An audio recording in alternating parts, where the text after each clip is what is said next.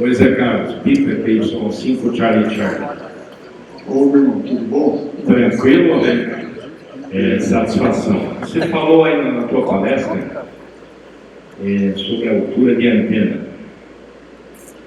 Não sei se chegou a conhecer minha estação lá em Matinhos.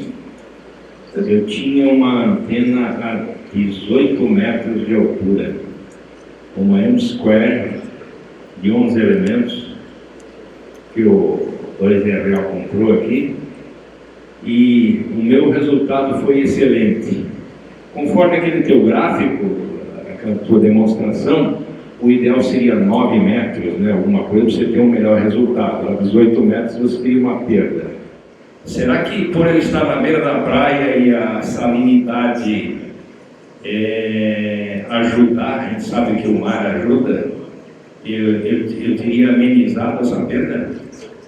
Não, no caso não, Peter, porque você vê naquele diagrama horizontal a diferença entre água salgada, água doce, é a mesma coisa. Principalmente você que estava num lugar bem plano, você estava penalizado por isso. Se a antena tivesse 9 metros para cima, ela teria um resultado melhor. Se ela tivesse um negócio para baixo, ela teria um resultado melhor. É difícil você comparar quando você não tem duas para medir, botar a chave e virar de um lado para o outro, né? Mas a gente vê aqui em estação de contexto, o K1 TTT, ele tem basicamente essa configuração. Cada 9 metros ele tem uma antena. Então é bem claro para eles a diferença de recepção quando ele chaveia a antena mais baixa com a antena mais alta. Não tem ruído nenhum também, né? Obviamente, o sinal quando está acima do ruído, às vezes ele está 20, 30 dB acima do ruído. Mas nunca dá para saber se ele está melhor ou pior se você não tem alguma coisa para comparar. Legal, ok. Obrigado.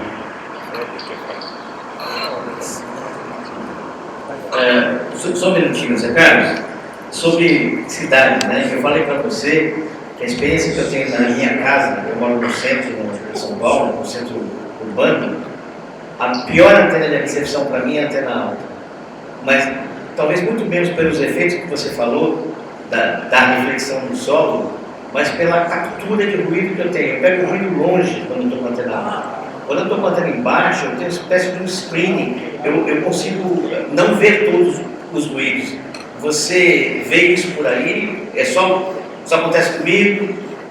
Não, olha, é coincidência, porque realmente a situação de ruído local é muito grande. Aqui também eu tenho uma antena a 9 metros, eu tenho uma antena a 18 e tenho uma antena a 30. E é bem claro que a maioria dos sinais eu escuto mais de baixo. Agora, quando você tem propagação de ângulo muito baixo, o sinal está chegando num ângulo muito baixo, não é a maioria dos casos, mas é aquele caso que você opera aquele país que você não tem, né?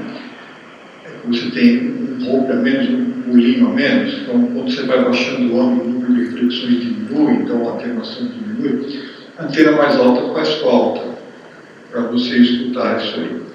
Mas é o caso de ângulo de tiro, né? Em relação ao ruído, a antena de baixo é sempre mais silenciosa, mesmo nas estações de acontece aqui que são mais silenciosas, né? Vou dizer, infelizmente, porque é uma questão que você não tem escolha, né? Mas a gente não está ainda no nível de ruído que vocês têm, é absurdo o ruído que vocês têm, não dá para estudar ou para determinar, é muito complicado, mas eu concordo com você. Quando eu tinha as antenas lá no Riacho, eu também tinha uma antena a 24, eu não tenho em cima da casa, excelente. Você falava que era 4 elementos que eu tinha em cima da casa, era maravilhosa para escutar. Eu concordo com você nesse ponto. Zé Carlos, aqui é o PY2 da ABS, o Alex. Parabéns aí pela palestra. Eu queria te fazer uma pergunta, fazendo uma comparação. Eu comecei a fazer segmentos com antenas de 4 elementos e eu conseguia chegar daqui no máximo ao Caribe, ali Portugal, Espanha e Ilhas Canárias. Não passava disso. Mudei para uma antena de 7 elementos e aí comecei a fazer Estados Unidos, comecei a fazer a Europa toda e fui a Havaí e China. E uma bela noite ouvindo o Fred falar com o Japão, eu não conseguia sequer ouvir o Japão, independente se eu virasse a 270 graus aqui, que é o recomendável para o hemisfério sul, e resolvi trocar minha antena novamente e fui para uma antena de 9 elementos no projeto do Yankee Uniforme 7 Akutamo, feito lá pelo PYMHZ. Finalmente consegui trabalhar Japão. Hoje, conversando com meu amigo Alpha Charlie 2 Alpha Charlie, o Fábio, que mora aí pertinho de você em Fort Lauderdale, o Fábio falou que ele opera lá no condomínio dele com uma antena de 3 elementos e o condomínio tem proibição de colocar antena e ele simplesmente erra em um mastro de 5 metros com essa antena de 3 elementos. E o Fábio já falou com o Japão, com o Fiji, com Nova Zelândia, isso numa altura de 5 metros. Você acha que o problema é a altura, o problema é o ruído, que ele tem menos do que eu? Por que eu tive tanta dificuldade? Eu não falei para você que minha antena está a 24 metros de altura. Uma antena de 9 elementos a 24 metros de altura. E o Fábio está com a antena de 3 elementos aí em Fort Lauderdale a 5 metros de altura. Olha, eu tenho muita facilidade de responder essa pergunta, porque eu conheço as três localidades, né? Então, a parte principal realmente é o nível de ruído local. É muito grande. Quando eu morava no Riacho Grande, era muito comum, eu escutava, eu falava com um monte de gente, o pessoal em São Paulo não escutava absolutamente nada, com antenas muito melhores que a que eu tinha. O nível de ruído é tão alto, a antena consegue tirar 30 dB. Açúcar, você mudou para a antena que tirava 10, para a antena que tirava 20, para a antena que tirava 30. Mas se o ruído é 50, ainda sobrou 20. É complicado, você teria que colocar duas, com duas você conseguiria tirar mais 10, vamos dizer assim. Vai ficar mecanicamente praticado. Eu falei, se não caiu, vai cair, né? Lá no Riacho, o nível de ruído é muito baixo. Não foi para a estação remota. A diferença de sinal local é muito grande. O nível de fonte de ruído é muito pequeno. Ele tem lá uns ruídos lá perto da vizinhança que eles andaram tirando, mas aí em São Paulo você tem milhares, milhões de ruídos em todos os lados.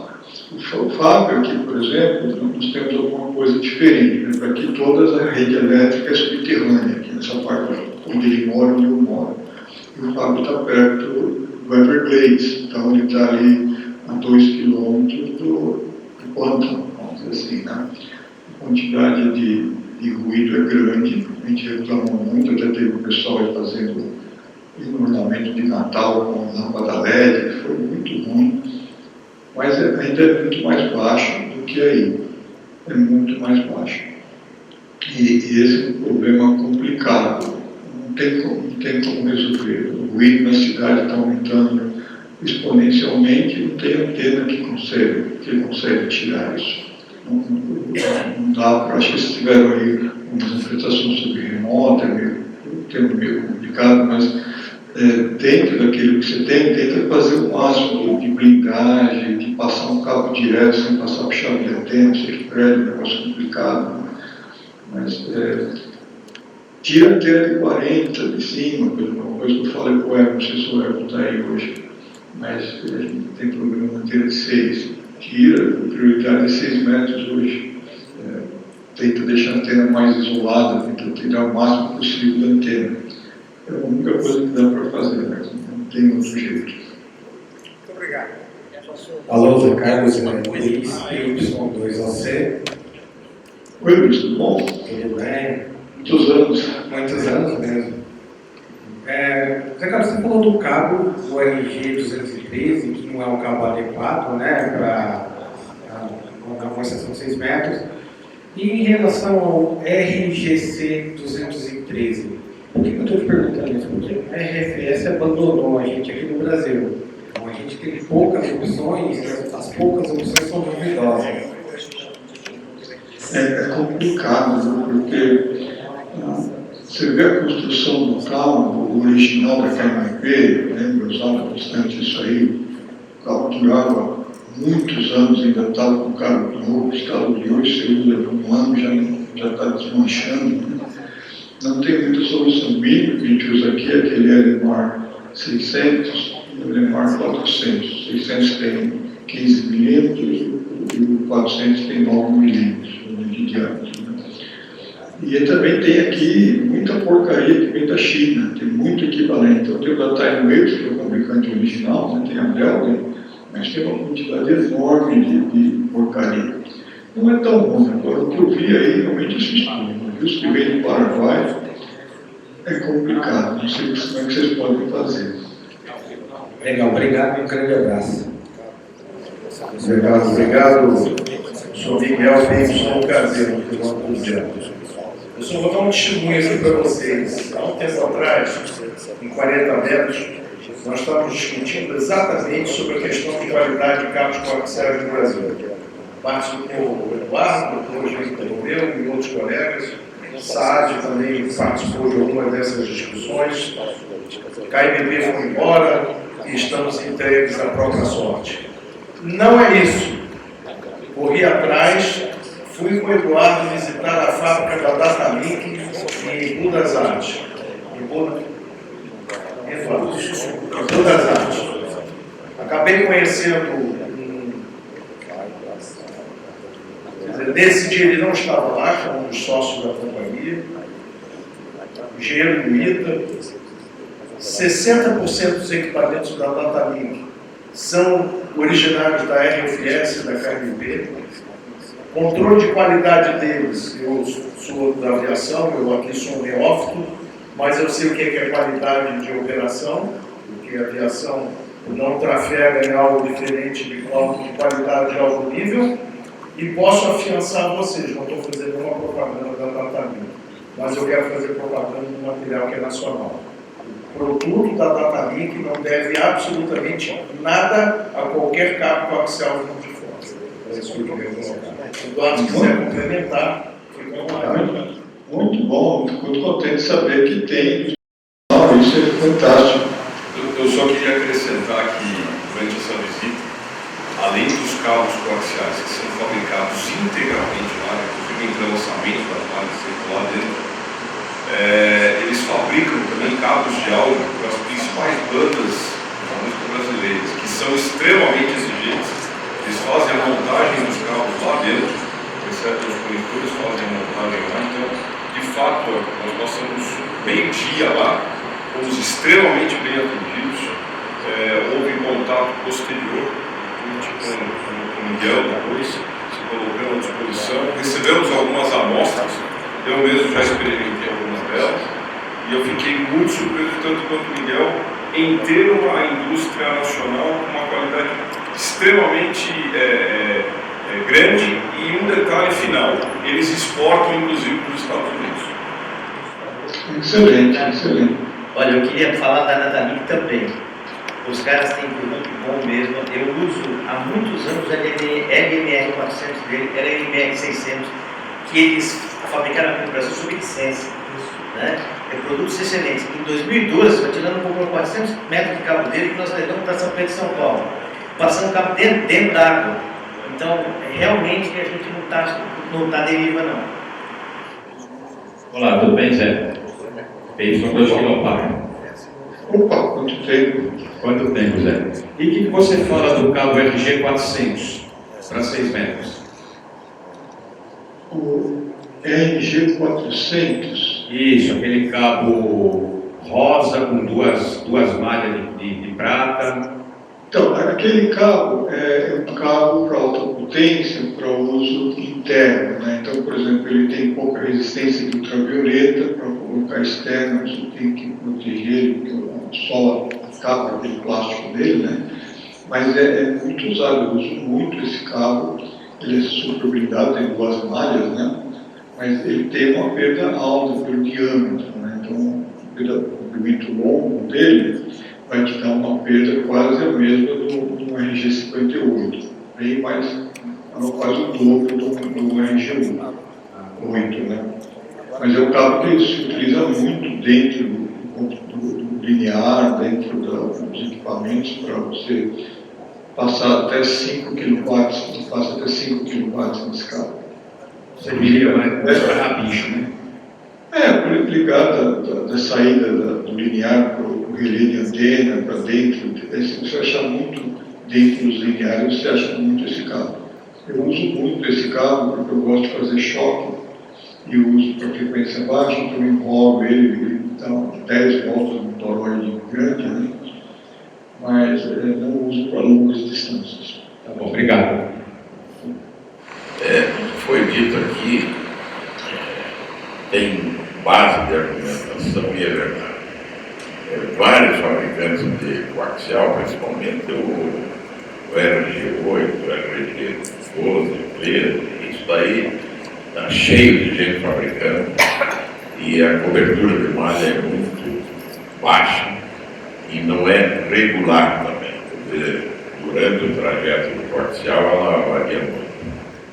Mas eu passei a usar o Datalink, eu acho que é desde Florianópolis, e eu tenho sentido uma melhoria na qualidade constante.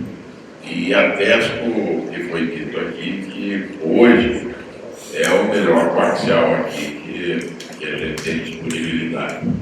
Mas o grande problema mesmo é o conector. Primeiro, a qualidade do conector. E segundo, quem faz o conector. Infelizmente, a gente não presta muita atenção, como deveria, na feitura do conector. E principalmente na proteção externa dele para evitar a umidade, né? E também o outro problema, que você enfatizou muito, que é o aterramento da malha, né? E a gente tem que ir no pé da torre e também na entrada do chaque, e às vezes a gente não faz isso. E um detalhe que você frisou, e referendo, e acho que você me forçou a fazer, e eu acabei fazendo em todas as torres minhas, é o coaxial por dentro da torre. É tão fácil fazer por fora que a grande maioria acaba fazendo por fora, bonitinho, com fita e tal. E isso daí é uma fábrica de fazer ruído. Então, eu parabenizo contigo pela qualidade de sempre, né, das tuas palestras e das tuas funções. Agradecer muito a tua disponibilidade. Nós estamos aí já nessa batalha há algum tempo, né? Fazendo os testes e tal. No fim deu tudo certo. A gente Mário, mas você trabalhou muito. Vocês deviam dar uma palma para o Mário, todo o trabalho que ele colocou nisso aí foi fantástico. Aqui foi trabalho do time. Hermínio, Fred, Peter e eu também ajudei. Mas foi o trabalho do quarteto aí. Parabéns a vocês. Tá. Parabéns pela palestra e muito grato pela sua participação. E nós vamos encerrar aqui agora o evento por o dia de hoje. Tá bom? Um grande abraço, Zé Carlos. Pessoal, uma boa tarde para vocês. Boa noite, quase, né?